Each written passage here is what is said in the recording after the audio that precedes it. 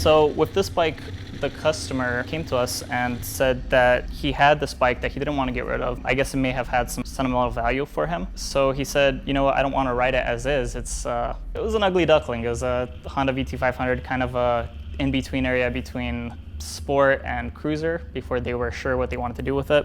So we ended up doing a lot of custom framework, custom swing arm, turbocharger, modern suspension front and back, because he was welcome to the idea of having modern performance on this old machine, and he wanted it to look good.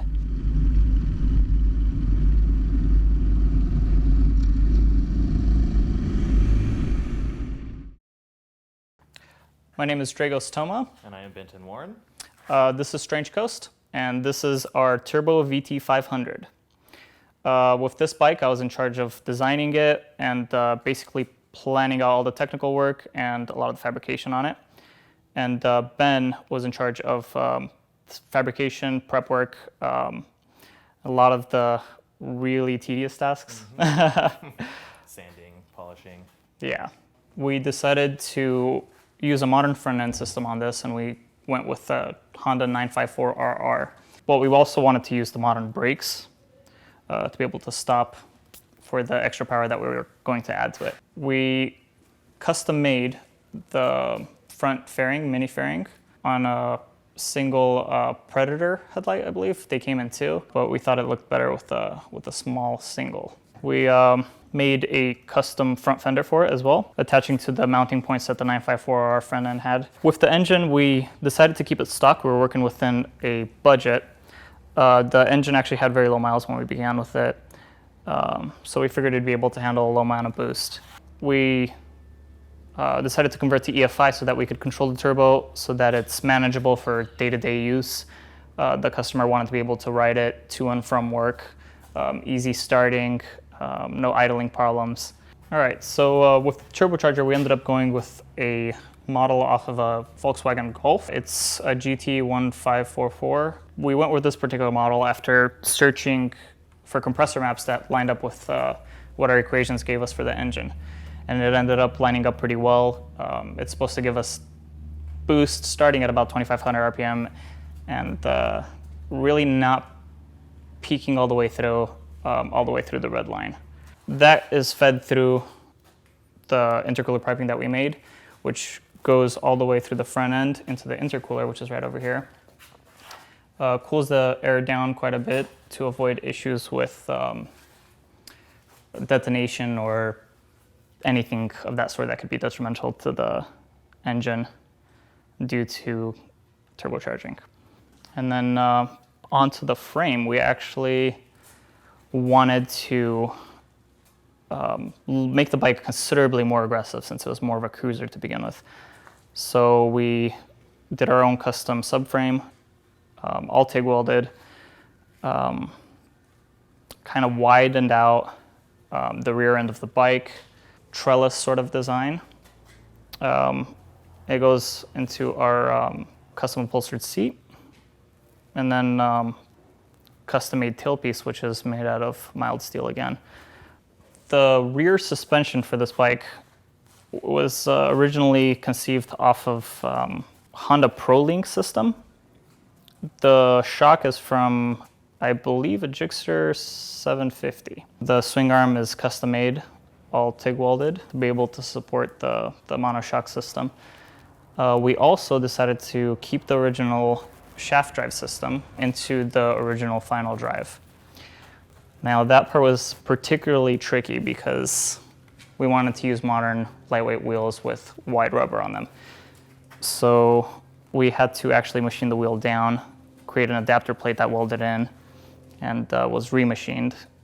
And then the original mounting system was bolted through this wheel, and it functions like it would have with the original wheel. But it looks and performs so much better.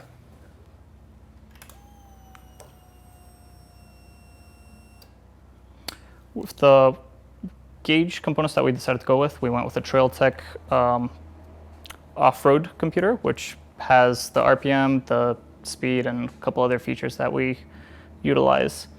We also went with an AEM air-fuel ratio gauge, and that's quite useful when it comes to tuning, and should anything change throughout the life of the bike, you'll know as far as air-fuel ratio. If you end up going a little bit too lean, you could potentially blow the engine, so we wanted to have that available for the customer. So with the boost gauge, we wanted the customer to be able to see what he's boosting at what particular RPM, how hard he's pushing the bike. So if he wants to change for whatever reason, he'll still have access to that tuning feature. The front end, like I said, was a 954RR, and we wanted to keep the Honda theme going. You don't want to look down at your Honda motorcycle and see, you know, Yamaha or Suzuki or something.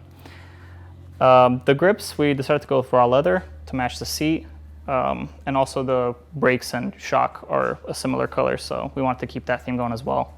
With the gas tank, we decided to go with something that was a little bit more sleek and aggressive looking, so we went with the gas tank off of a CX500, and then we trimmed the bottom end of the tank to smooth it all out, make it look like one unit. The gas cap we just stripped and polished so that we could have more of a shine factor for the bike.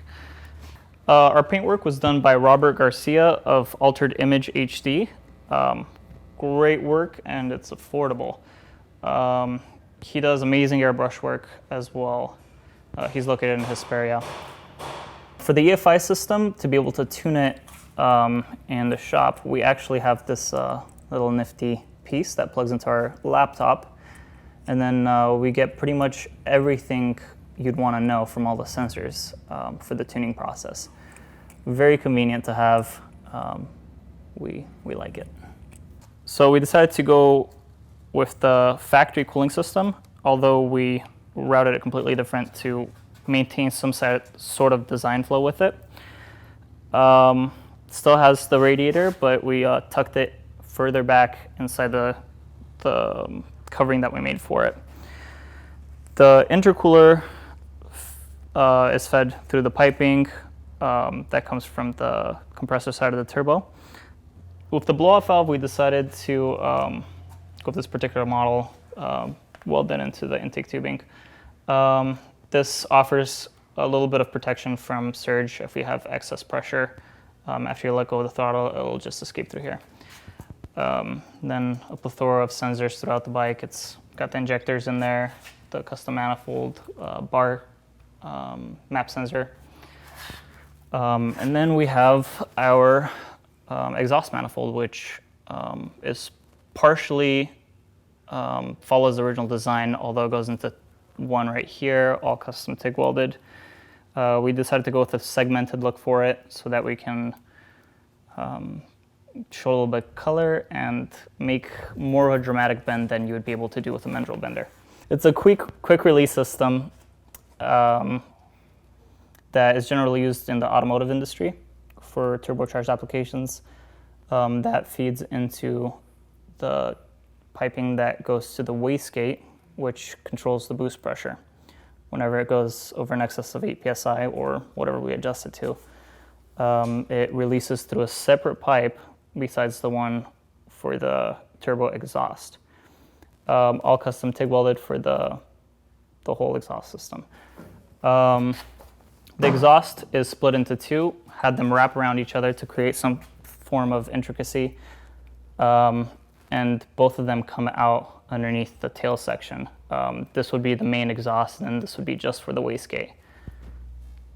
To be able to run this particular wheel on the bike, since it was shaft drive, we actually had to machine the hub down and create an adapter plate that we welded in, and then had remachined to be able to attach the factory mechanism to the final drive.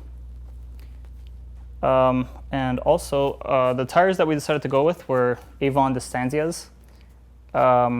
We felt that this would really bring the overall look of the bike together.